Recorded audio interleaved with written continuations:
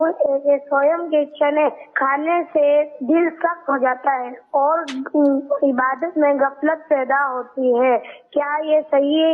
چلو بزرگوں کا مقولہ تو ہے طعام المیت یمیت القلب، کہ میت کا کھانا کھانے سے دل مر جاتا ہے۔ تو اعلیٰ حضرت رحمۃ اللہ علیہ کے مختلف فتاوی اس سلسلے میں، یہ چنوں کا بھی تذکرہ ہے کہ یہ میت کے جو عیسیٰ علیہ السلام کے چنے ہوتے ہیں جس میں ختم وغیرہ پڑا جاتا ہے، تو غنی جو ہے مالدار ہے اس کو اول تو لے ہی نہیں، لے لیا تو کسی غریب کو دے دے، اس طرح کے فتاوی ہیں۔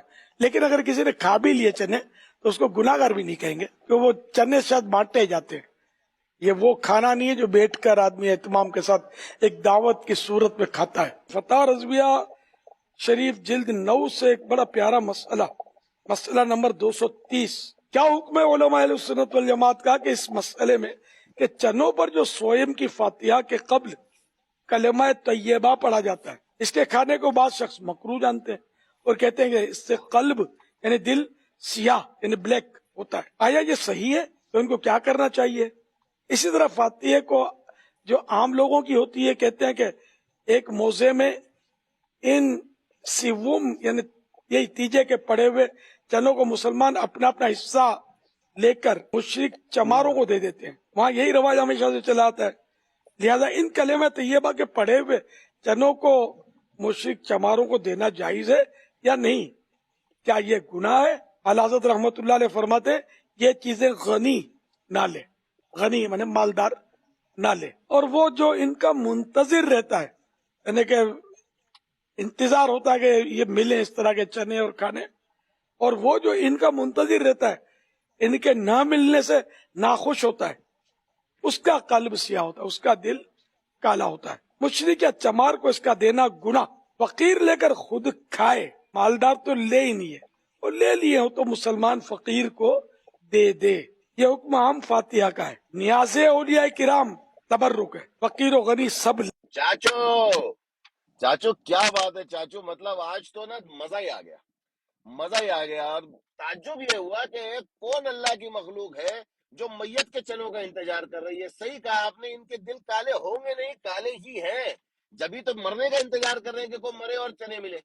دیکھو یار، اچھا چاچو آپ کو پتا ہے ایسے بھی لوگ ہیں جو کہتے ہیں کہ نبی کریم صلی اللہ علیہ وسلم کا ارشاد عالی شان ہے کہ اللہ کا ذکر اپنی انگلیوں پہ کرو، کہ یہ انگلیاں قیامت کے روز اللہ تعالیٰ کے سامنے گواہی دیں گی کہ اللہ تیرا ذکر تیرے بندے نے مجھ پر کیا تھا۔ سبحان اللہ، کیسی بات ہے نا۔ لیکن چاچو دیکھو آج پتہ چلا چنے پہ کرنا ہوتا ہے۔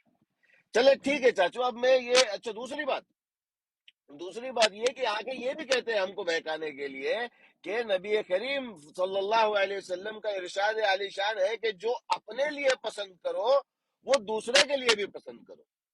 اور آج ہم کو پتا چلا کہ بھائی یہ جو میت کے سویم کے چنے ہوتے ہیں یہ جو ہے یہ غنی تو نہیں کھائے، ہاں مسلمان غریب کھا لے، یعنی کہ اگر دل کالا ہونا ہے تو غنی کا دل کالا نہ ہو، بیچارے غریب کا ہو جائے۔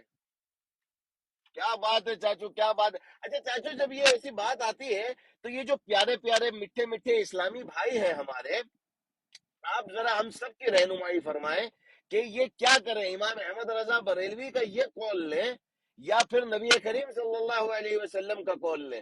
ذرا چاچو ہماری رہنمائی کروائیں پلیز۔ دوسری بات آپ کو ایک چیز اور بتاتا ہوں، پتہ نہیں شاید آپ نے دیکھا ہوگا یا سنا بھی ہوگا کہ آج کل چنے کا سسٹم ختم ہو گیا ہے۔ آج کل ہے نا چائنا کے بنے ہوئے بادام آتے پلاسٹک کے، اب وہ پلاسٹک کے بادام کے اوپر تیجے کے دن، 40ویں کے دن، برسی کے دن، سارے ایک سال تک کا تو چلتا ہی ہے معاملہ، جمعرات تیجا ہو گیا، 10واں ہو گیا، 40واں ہو گیا، کرتے کرتے کرتے فائنل برسی، اور برسی تک بھی نہیں رکتے کتنے تو وہ پلاسٹک کی بادام کے اوپر چائنا کی بنی ہوئی اس کے اوپر اللہ کا ذکر کرتے ہیں۔ وہ بادام اگر پڑھتے پڑھتے گر جائے نا تو اٹھا کر کے چومتے اس کو، ارے یار اللہ کا ذکر پڑا ہے اس کے اوپر، دیکھو گر گئی، ہمارے سے بے ادبی ہو گئی۔ اور جب یہ ختم ہو جاتا ہے تب اس کو اٹھا کر کے مالیے پہ، کدھر اسٹور روم میں، کدھر ایسی جگہ کے اوپر پڑھ دیتے ہیں، وہاں پر اس پہ دھول بھی چڑھ رہی ہے، مٹی بھی چڑھ رہی ہے، اور مطلب گندگی بھی ہو رہی ہے، اور تب تک کا انتظار کرتے ہیں جب تک کا کوئی اگلا نہ مر جائے گھر کا۔ اب جب اگلا مرے گا تب وہ ڈبہ باہر آئے گا۔ دیکھو چاچو کیسے لوگ ہیں نا۔ تو چاچو کیا اس صورت حال میں اس پہ کیا حکم ہوگا، یہ بے ادبی ہے کہ نہیں؟ ذرا چاچو عنایت کریں پلیز پیارے پیارے بھائیوں کے اوپر، جزاک اللہ خیر.